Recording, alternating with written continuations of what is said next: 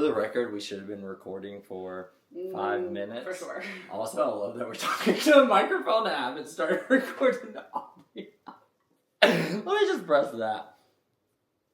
Okay, we going. Okay, here we go. I also would like to go on the record and say that while we were voice testing, Eli looked at me and said, "Wow, your voice is way deeper than mine." I mean, you talk about your masculine energy all the time. All the time. All right. Welcome to the next episode of No Blueprint. I have Allison Greco here with me, team lead of the Greco Group. Extraordinaire wildlife rehabber.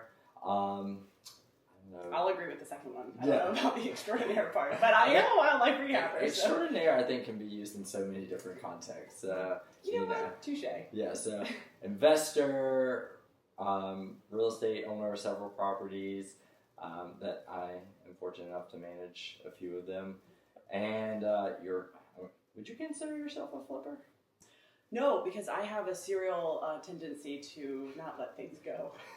And it pains me to sell my things, you know? You have a little regret. It's a creation, and then I do let it go, and I regret it. So the last two that I have flipped and sold, I think about them often. Probably because Tony and I, especially when we first started, did it together. And my parents would help, and we were on the weekends just like taking shiplap off and putting shiplap up, and when shiplap was a thing, you know what I mean? Like, and then it evolved and it's grown, and so you kind of look at them and see the evolution of us as homeowners and home builders and designers and all the things. So no, I would not say I'm a flipper because I like to hold on to my things. That's fair. Yeah. And yeah, I've seen you be like, I wish I didn't let that go. Yeah. So awesome. Well, to kick this thing off, I guess we already have Allison Greco. I am a realtor on her team, the Greco Group. I've been there for November will be 3 years. Today's episode is August 21st, 2025. Yeah, time flies. Time flies. I was thinking we could kick it off just for a fun thing of just how we met. Oh. How I met your mother. In this How did you meet my mother? Through you. But, so, Allison, owner of the Greco Group, you've been in real estate for how long now? This is my 10th anniversary. Yes, actually, August. The universe is kind of weird like that. It's probably August 21st, to be honest. But it's somewhere around this date that I got licensed, and I hung my license at a small boutique firm here in Beaufort. Awesome. And then you were a solo agent for how long? I was a solo agent for, I would say, about 3.5 years, and then I thought, let's start a team. And the thought was like, how do I scale this, right? Or what was the kind of thought around, or this is just what I've seen other people do? So. No, I think the thought was truly I was crying myself to sleep at night, working 80 hours a week, and I had seen results that were being, I was told were atypical, and I thought, well, there's got to be a way to help people get in and do what I have done in less time. Because what I was experiencing while fulfilling and while I was making a lot of money, I was working myself to the bone. I wasn't having a life by design. I really wasn't happy and fulfilled. And so all I did was work. And so I thought there's got to be a way that I can help other agents get into this industry and not just be the average of selling that 5 to 10 houses a year and helping them build lives by design, because the attrition rate in real estate is, it's like 85% of agents get out of the market within their first 5 years or something crazy like that. And I kept hearing that stat in trainings over and over. And I thought, well, we can fix that. We can break that mold. And I'm really proud to say that I have. When we have, we do it as a team. It's not just me. It's a group of people. It's a collective. And we're running partners, and we're here to help each other. And so that was really the premise. It wasn't about scaling or me getting out of business. It was to say I saw a problem and I needed to fix it. And I'm sure that'll come up as a pattern many times in this whatever this is. Okay. So I'm going to jump to how we met. Now I want to talk a little bit more about your team and everything else. So our team. Oh, our team. My team. Our team. So my background, I worked 8 years in tech. Real estate was always a passion of mine. I owned a few investment properties that I short-term rent, and ironically, Allison and I lived across the street from each other. And we maybe met once. Okay, I want this real story though, okay? Because I don't think we've ever actually talked about this, so this is the best part. I want you to really tell me, like, gloves off, like, what did you think about these people that you probably didn't know or see, and our grass was probably overgrown more than not, and... Is these people you and Tony, or yeah. the team? Or yeah, no, me and Tony, okay, I don't know when the connection of the dots happened, or like, okay, I don't know what you thought or who you thought, right? Because I'm very much like, I'm a blinders on. I'm going to be honest. I was like, oh, I wonder who those people are, but I don't care. Like, you bought a house, you moved in. I remember the flag, like a flag went up, and I was like, I wonder what that means. Like, do you know so many people have asked me about that flag? Yeah, okay, yeah. And so, I mean, shout out Bitter Southerner on this. Yes, and so I was like, what? I don't know. Is he bitter that he's in the South? Like, I don't, like, what does it mean? I'm like, Google. I'm like, I don't understand. I think because it said a better South. I don't know what it says. So, but again, we're such different people. I'm like, boop, done, moving on, going to work. I'm working 80 hours a week. I'm squeezing blood out of a turnip, you know? And so I then go back to think, like, well, what did you think about us? Because there's like random 6 a.m. mornings and I'm walking the baby deer down the road, you know? I mean, I actually remember walking a family of raccoons, like my 6 raccoons following me. And I was like, I wonder if my neighbors know. I'm really sad I missed that. No, to be honest, I guess the way it's angled, I don't see it like that well. You know what I mean?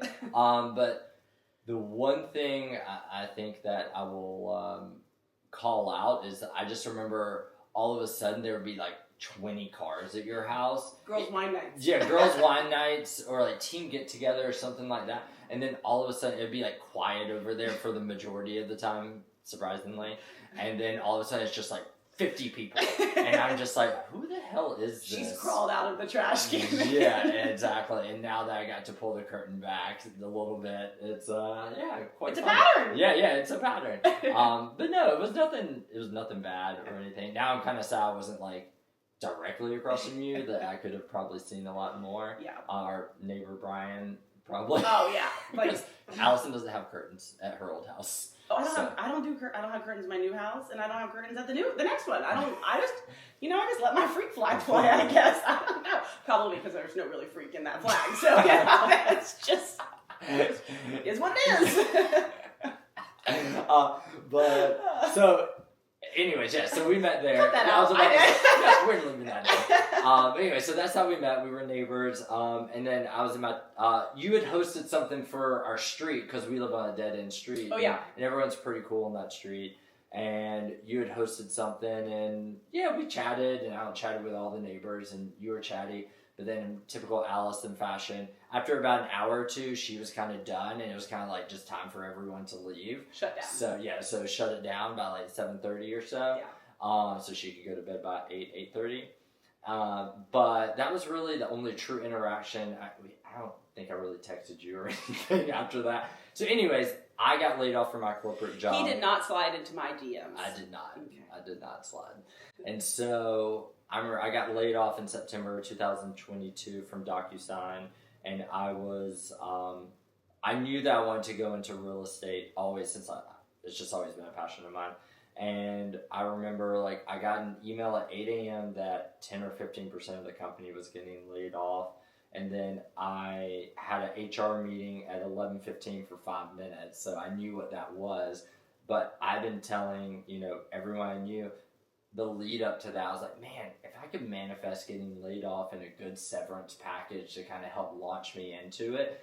And then the moment came that morning, and I just said, F it. Like, Eli, you got to live up to what you've been saying. Mm-hmm. And so literally in between 8 a.m. and 11:15 that morning, I researched like real estate courses. I found an online one that was through TCL and Fortune Academy, signed up for that and did the intensive 3-week, like 8 hours a day with an instructor. It's the best way to do it. Yeah, exactly. You just got to knock it out. Anyone getting into real estate, do it that way. Just drink knock from the fire hose and knock it out. And I think it took a total of, like 6 weeks or so. And then finally when I got my license, I joined the team Thanksgiving. Sorry, back it up for a second.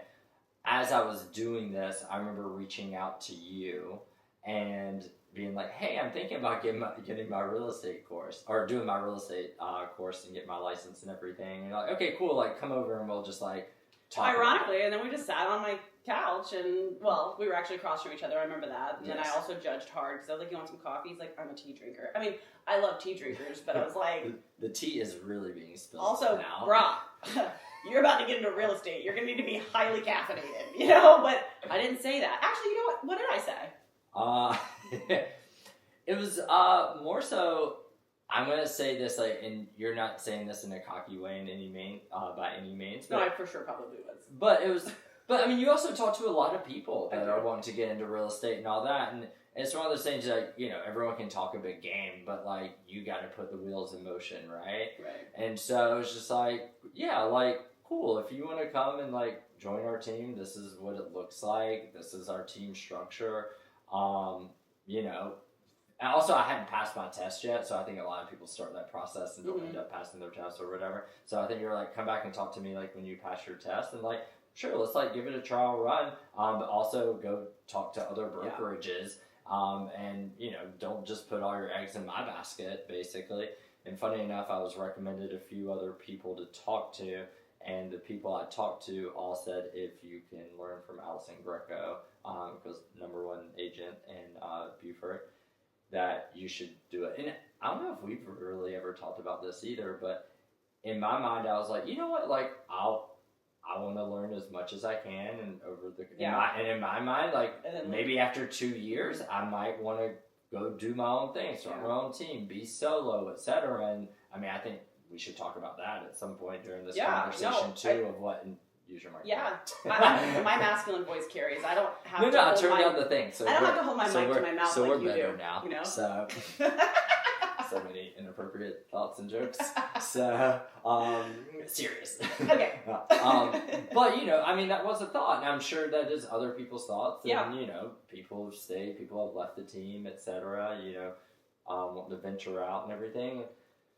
I'm almost 3 years in, and I think I've done pretty well for myself over that course of time. And, you know, the beautiful thing, and this isn't like a selling the Greco Group or eXp Realty, this is just real life, is that, you know, I think you've done a great job of, you know, if you're putting in the work and the energy and the time and the effort, that you will reward those people. And like, we have different tiered systems for bigger, better splits, but you know, you have to work towards it, and it's not just some arbitrary goal. Like, yeah, and I think that's honestly a great segue into the market, because it's very congruent with what we're seeing, and the agents that are succeeding at a high level are the people that are putting the work in and they're being consistent. And you know, I take a very matter-of-fact approach to recruiting, to telling people that you should go talk to other people and you should go find the best resource. And I know that wholeheartedly, that we are the best resource, and I believe that for our buyers and our sellers too. And so this is really why I'm excited to be able to talk about this market, because it's not just talking about the Beaufort, Hilton Head, you know, low country market. I think it's talking about the market nationally, because we as agents spend a lot of time learning and training and collaborating with feeder markets in different markets across the country through our network that we've created within eXp. It's one of the reasons that we felt it's so needed to make that move, for the collaboration aspect. And so I think that's why we're here, and people aren't here to know just how wonderful I am. And so, yeah, I think we should dive into that. Awesome. Yeah, so I went on a listing appointment yesterday. I was just looking at some of the stats before that. I mean, you know, the big things are around housing inventory, days on market, like median and average sales prices, like decreasing. You know, interest rates are starting to come down a little bit, but it's feeling almost like, if you're paying attention, like precursors or a little doom and gloom around some things, because I think people just rode the COVID high for so long, and then after COVID, inventory was still so low that people could push those prices. But generally speaking, you know, if you bought a home in the past year or two and you need to sell it quickly, you're going to possibly be upside down on that. So, I mean, just to kind of tell some quick stats for a second, you know, inventory a year ago, we were sitting at around 688 homes. Now we're sitting at in between 12 and 1,300 homes. You know, we almost doubled that number from last year. You know, median home sale prices, I think, went down for the Beaufort market. It was like a negative 5.9% on that. Days on market last year was around 100, and every month it's fluctuating, I'd say, between like a 115 to 120 days on market. So, I think that's telling us that we need to adjust accordingly, and we also need to be educating our clients around this, because a lot of them, when you're talking to them, you kind of present a range and you're just automatically shooting for the high number because obviously that looks nice and would feel nice. But then we're having to sit here 30, 60, 90 days later. They're tired of picking their underwear off of the ground, and they're getting frustrated. We're having to do price cuts, while if we're pricing, what was the quote? If we don't price for today's market, price for tomorrow's market, because today's market, you're already behind. Yeah, it's the truth, and it's what we're talking about too. And I think that I want to reiterate: we are not talking about doom and gloom. Mm-hmm. We are talking about a very strong market. It is still stable. I got into the market at the end of 2015, and it was hard. But at the time, I didn't know that was hard. Right? My last 3 jobs, I had closed down 3 companies that I was the last standing employee and didn't receive a paycheck for over 10 weeks at each of them. And I showed up every day, and I did the things, and I went into a market that I thought, hell, this is a cakewalk. I'm in control. I can do what I need to do to control the paycheck that I want to make, right? And so I got into a market that most would say was really kind of tough. And looking back, that served me really well. And the reason I bring that up is because we are not in a hard market. We're not. And, when you talk about absorption rate, that is just a fancy word for saying supply of the market, right? How many months, if no other house hit the market, would it take for all of the market and all of the homes in inventory to be purchased, right? And so if you're looking at absorption rate and you want to talk about buyer's markets and seller's markets, that 6-month market is where it tips from buyer to seller. If you've got, more than 6 months supply of inventory, that's a buyer's market, right? Because buyers aren't, buyers have the option because there's a lot more inventory. But if you have less, then that's a seller's market. And we have been in a seller's market for a long time. And I think the other thing to look at is that nationally we were seeing crazy increases, year over year in people's equity and their equity growth. And if we go back pre-COVID, right, we were seeing that normal 4.5%, 5.5%, 6% increase of equity year over year. That's what people expected. That's why it was hard to sell a house within a year to make your money back, because the average commission's around 6%, and you probably put money into the property. That's why you see the average homeowner, holding their property at least 5 years. Right.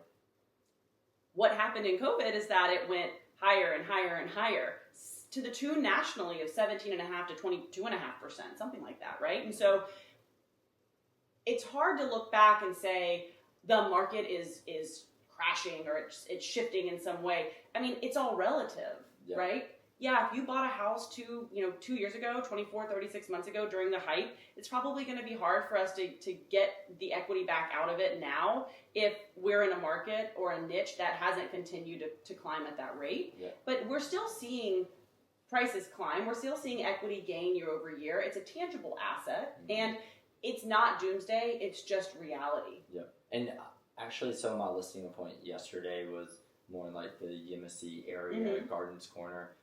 New listing coming soon. But it was so interesting because we were talking about the Beaufort market overall, and how home prices have climbed up, tremendously here. But it's also getting a lot harder for people to buy in this area. It's getting more expensive, right?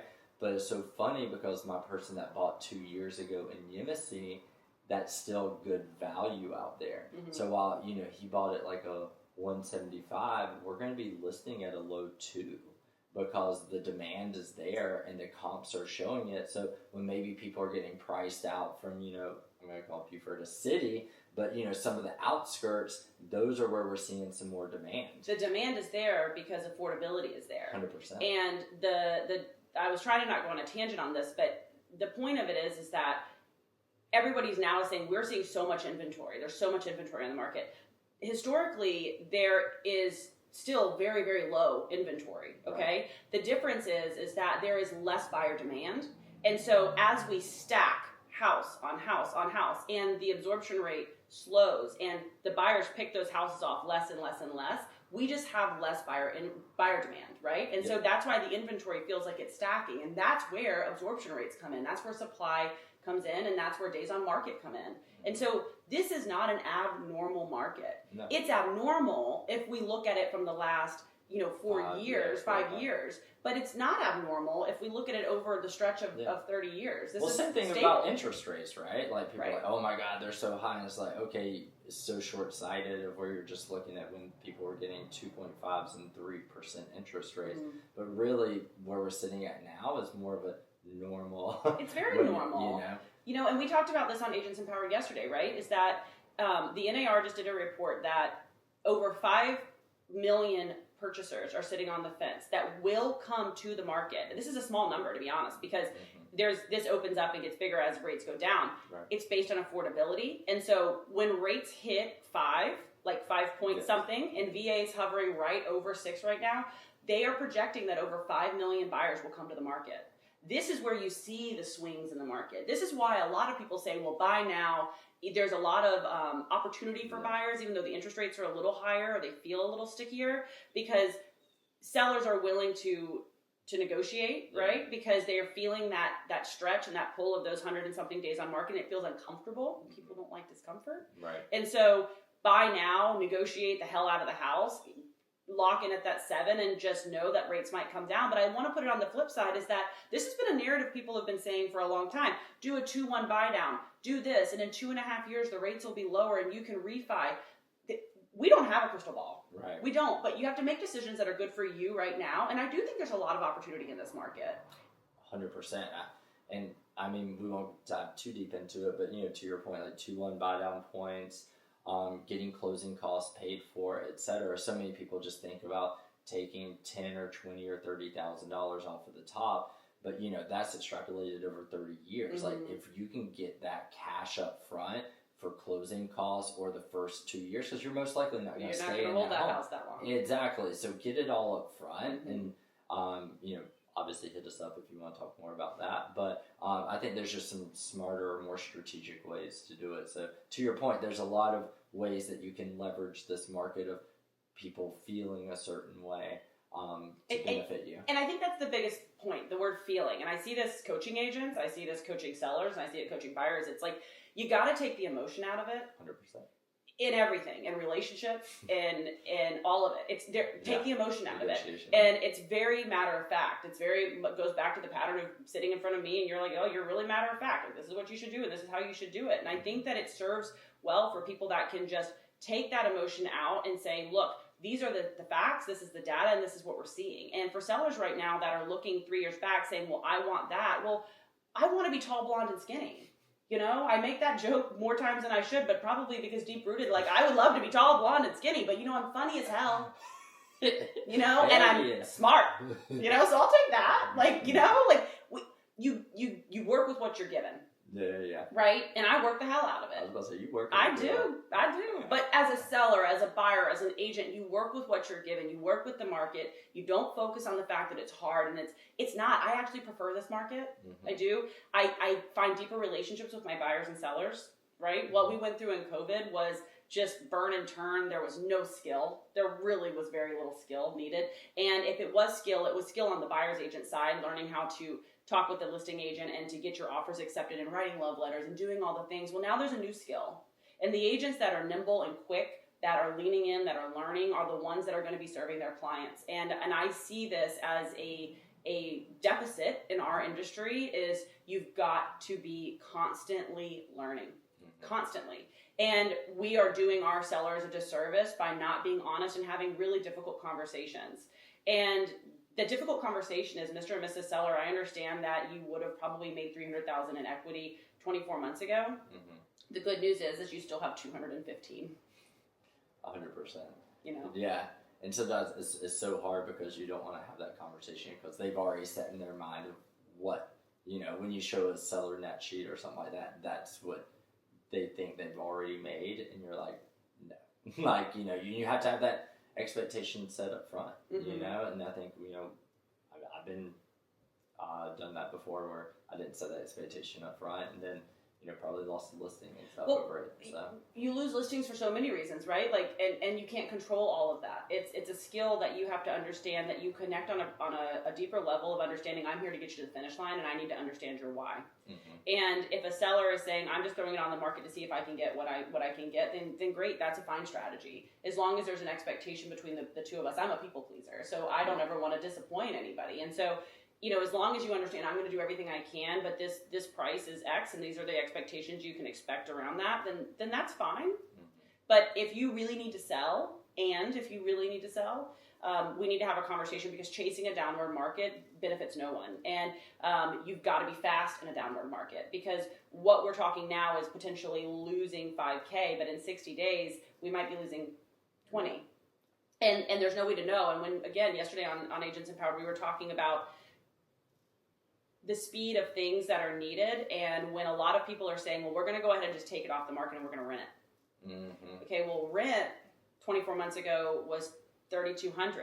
Yep. Rent today is 28, yeah. $650, 28, and it takes 90 days to get a renter in there, right? And so now you're holding your mortgage payment, your taxes, your insurance, whatever the carrying costs are for 3 months while you wait to get somebody in there. Then you're taking a loss, right, of what you could have had versus what you're going to get. And it's all very nuanced and based on personal situations, but the hard part is that all of the markets are depressed a little bit, all of them, because they are coming back to where they were. And again, we're still higher than we were in 2019 before COVID hit. And for people to expect to see what happened over that 3-year stretch at a high level, that took a global pandemic. What is going to change in this equation for us to get back to where we were or what we wanted it to be? And, the markets are doing really well right now. A lot of my clients that are, set and have money in the markets and they're looking at what they're going to do with it, a lot of their argument is, well, I don't want to take my money out of the market right now where it's doing great to put it into an asset that is declining, right? So we talk about a diamond or a deal. Yeah. That's why this has come up. Leo, our CEO of EXP, brought this up in a mastermind, and I just thought it was brilliant. And I feel like we've run with it at a high level to say, like, you got to be a diamond or a deal. Yeah, will you tell what that is just real quick? It's basically like anything in between is going to be in that gray area, and it's not going to sell. And so a deal, for me, when I was analyzing our market, you need to look at your comps. And comps, we run 6 months back, right? I've personally been running more like 3 months at the most. Because the markets are swinging so much, and so you look at what's on the market, what's available. You need to make sure that you're standing out. If there's 25 homes and only 20 of them or 4 of them have sold in the last 30 days, then we know that that's the percentage of buyers that are actually looking in this market, and we need to outpace that if we want to have different results, if we want to have a higher percentage of ask, if we want to have lower days on market, whatever that motivation is, right? I'm thinking that when you look at those numbers and you pull a CNA, you need to target 10% below what those numbers are. Yeah. And is that going to drive, I've had these people ask me, is that going to drive a bidding war? No, probably not. Yeah. Probably not. It's a rarity. It's a rarity, but maybe, right? But what's your motivation to sell? And so it's either got to be a deal or it's got to be a diamond. Yeah. And the problem with a diamond is that in our market, it's a unicorn. It's not a diamond. It's a lot of people think they have diamonds is the issue. Yeah, and I'm going to use unicorn, but unicorn doesn't start with a D, and then the alliteration doesn't work. So we're going to stick with diamonds, which clearly in this day and age they're not that rare. But in our market, it's got to be a unicorn. We're sitting in a unicorn actually. Mm-hmm. So I mean, what is this property? Tell us about it. Yep. So it's a home on Bladen Street, actually, so I'll shoot some images add to this video as well. It's a 2-bedroom, 2.5 bath, or a little over 1,500 square feet, and this one sold before it even, I think, hit the market. Mm-hmm. It was then delayed. I was listed for $775 and sold for $795,000. Now it's zone T4N. I was going to say, let's talk about all the things. Yeah, it can be residential or commercial. So it can be used as an Airbnb or a short-term rental. Short-term rental. In neighborhood where it's already capped, so you can't even get a permit unless you have this type of zoning. It was featured on HGTV. Yeah. It's, you guys, to the nines, like exposed rafters, painted floors. I mean, it's the coolest, funkiest, it's the coolest thing. And so that's a diamond. Yes. Why did this sell for that price? Honestly, when you run comps, throw this one out. 100%. Don't use it. But if you're working with agents in a market that don't understand the nuances and they're not all in and they're not doing this at a high level, don't use them either, because you have to protect your value. You have to understand the market. And if you're using this diamond as a comp for something that is not a diamond, then you're setting unrealistic expectations. And I think that's where a lot of us are going wrong in this market, is setting unrealistic expectations. One, because we don't know the market, and two, because we're scared of having really difficult, direct, and honest conversations, in the fear of losing the listing. Yeah, because the homeowner is using this as a comp.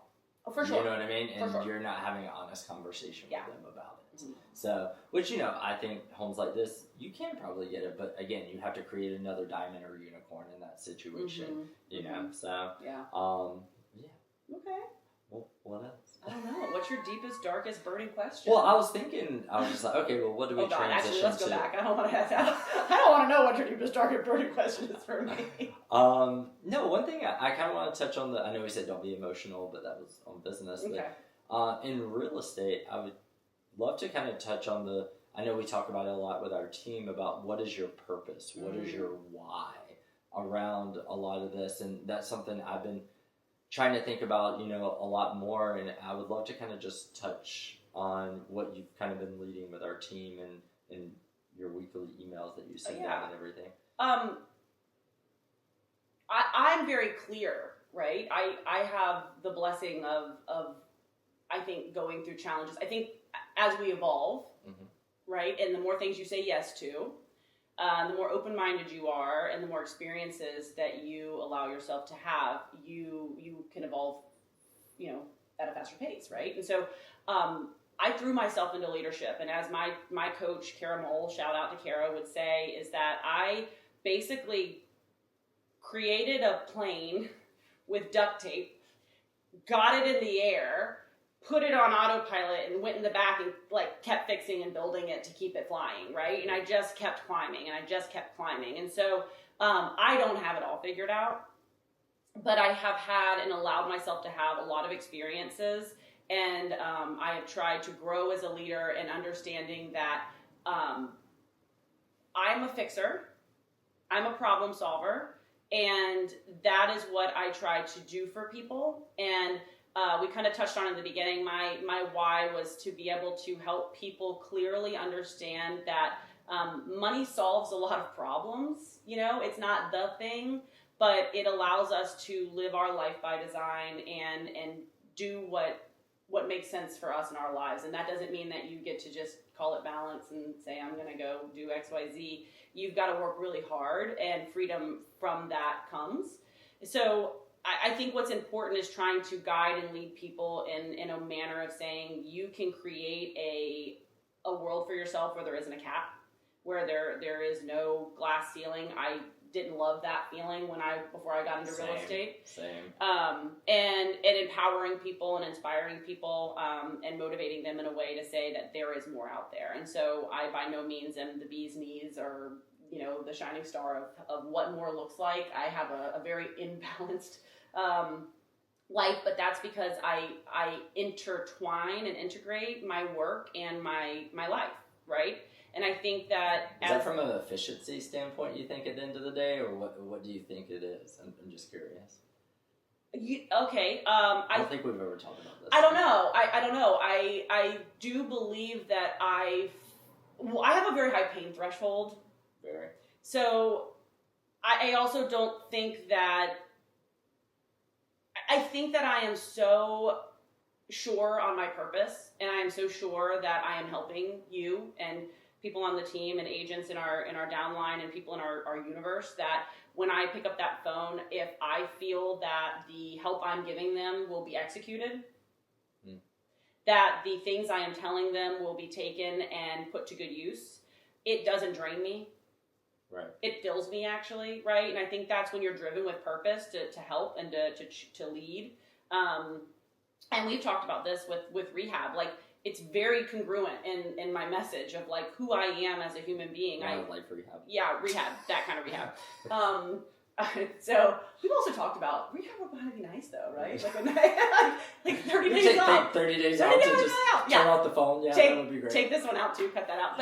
But you know, you are who you are, and the sooner you figure that out, the sooner that you allow yourself to be very clear about it and strip away the ego. That would be my biggest advice. Like get rid of the bullshit of social media, of who you think people want you to be. You just are who you are. Yeah. And I was very blessed with parents that allowed me to be who I was at a very high level, even at a young age. And I'm very blessed with a husband that allows me to, I mean, we talked about this. I either come looking like I just crawled out of a trash can, like a trash panda, or I come like ready to work, right? And that's who I am, and you know it, and it's authentic. And I guess what I'm saying is that authentically, I know that I was put here to help. I don't want to use the word rescue. It's to guide. I want to release. Yeah. I don't keep these animals.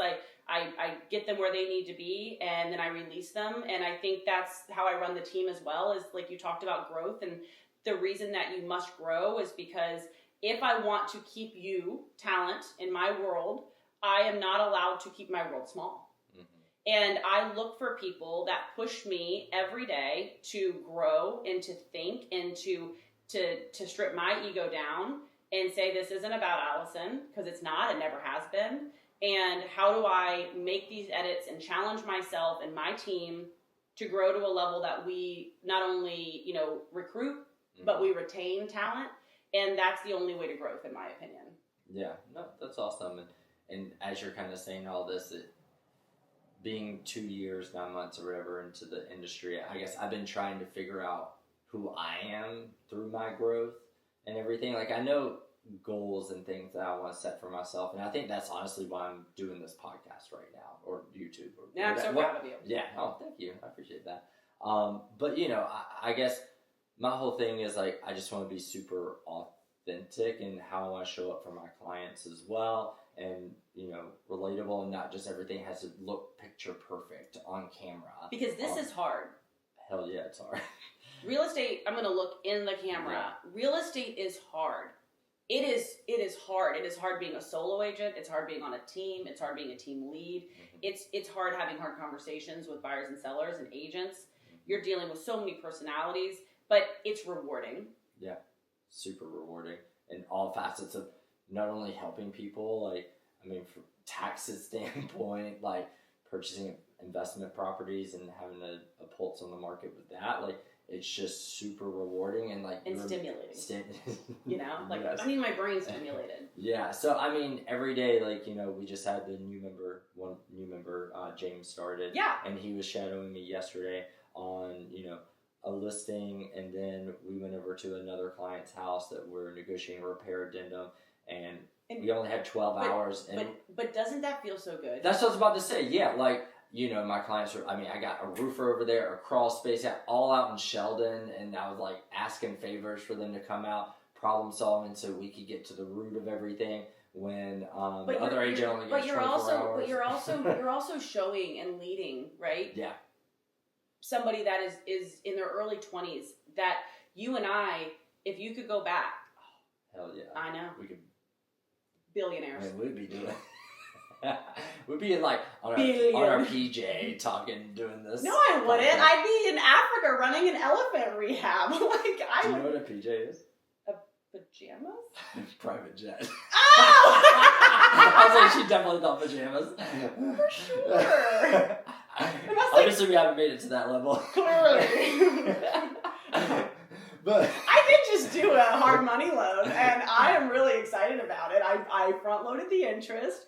I am so excited, and it's one of, I've done, 4 of them now, and so this is a cool one because I front loaded the interest, and I got the interest up front, and it is not enough interest to buy me it's enough interest to buy me PJs.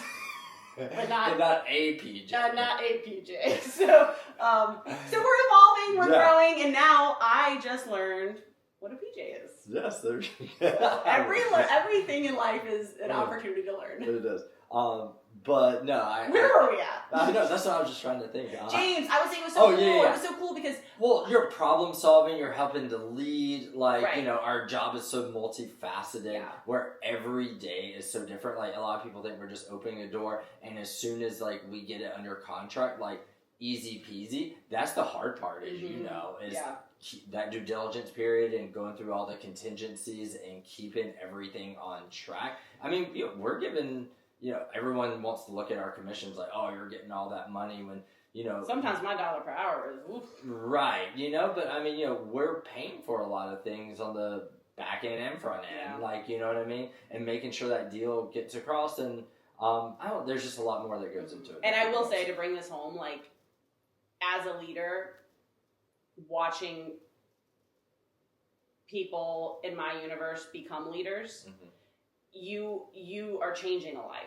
And I know that probably there might be some eye rolls about that, but, you know, I've brought people in that were, you know, substitute teachers making $10 an hour, and now they're millionaires, right? I've brought people in that have said, I want to make, you know, $30,000 a year, and I was a stay-at-home mom, and I just know that I can do it, and she's in an ancillary market that I don't even exist in, and she's done $150,000 in gross commission income this year already. Yeah.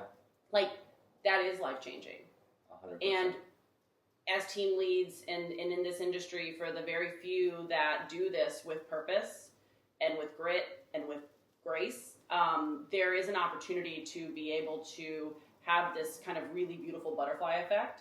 And if you translate that into our buyers and sellers too, teaching people and guiding people on how real estate is wealth building, that's also very important. And so I think going back to like that purpose and that why, if you remind yourself that there really is a big purpose here, and it's not that exhausting at the end of the day when you realize that you were able to do this at such a high level and to touch people and to change trajectories, if you can intertwine that, then what's the problem? Yeah. Like, this isn't that hard. No. It's so hard, but it's not that hard. You know what I mean? Right. Well, yeah, and to kind of make that even more full circle, I think is the collaboration piece, right? Yeah. And I think that's really it, where a lot of people will kind of just get so sucked into their own world and their own thoughts, and they don't want to ask for help. They don't want to collaborate with other agents. They don't want, and also collaborate with financial advisors, with insurance people, with lenders, with local business, like, you know what I mean? Your ego is not your amigo. Yeah. Your ego is not your amigo. You got to let it go. Because people don't collaborate because of fear of looking stupid. Fear of not knowing and not asking questions and wanting to be the one that I know it all. I don't know anything. Yeah. James asked me yesterday because I had the roofer over there, the crawl space guy, and he was just like, well, I know all of this stuff. And I'll be like, you will, but also I don't know all of it. Like, that's why I have the crawl space guy there, and I'm asking questions, and he's telling me stuff. Everything's figure outable. Exactly. Be a problem solver. Exactly. Just don't sit on it and then all of a sudden close, and then something happened like a month later. And you know what? I think, where are we on time? Yeah. So I think we're at like 30. Okay. But I was going to say, if we needed to close it out, you can go with action takers or money makers. Yeah. And I will also say that holds true for sellers in this market as we chase it down. We talk about don't chasing it, set it. Action takers or money makers, cut the time. Yeah. Cut the time of days on market. Cut the time in your brain between the time you have a thought to the time that you execute that thought. The shorter that is, the more successful you're going to become. Yeah. Right? And so time kills all. Time kills all deals. It kills all. It just allows for distractions. Don't let time get involved. You know? And I think we are at a good point to kind of close it out. But I think also for other realtors and everything, the biggest thing, as you always tell everyone, is just like, just pick up the phone, just make the call, do the action. Because, you know, you'll go through a list and you'll be like, well, how much did that home sell for before? And what are they, you know, what did they do? What did they pay in their property taxes? And blah, blah, blah. And you're like, and then you're distracting your brain on 100%. You don't want to, and you spend 20 minutes researching one thing and you call the white pages number. You're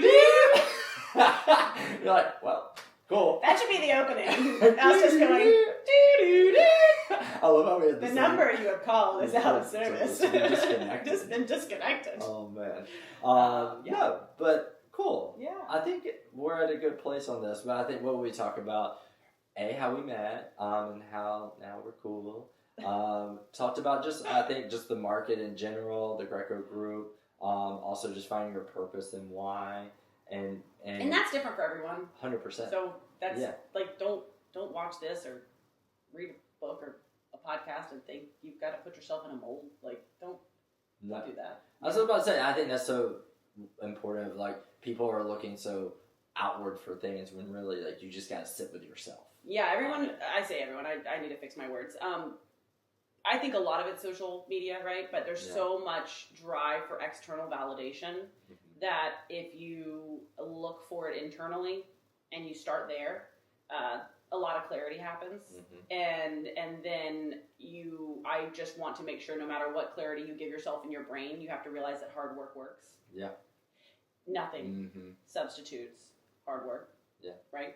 And so execution is the game. Execution, and I also say like people close to you, talk to them and ask the hard questions and letting them be honest. And you know what? This is it.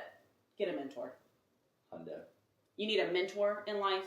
You need a running partner, and the 5 people that you surround yourself with, you are the average of those, right? And so level up, get the mentor. Find the PJ. That's that. We'll wrap it on that one. So okay. Cheers, PJ.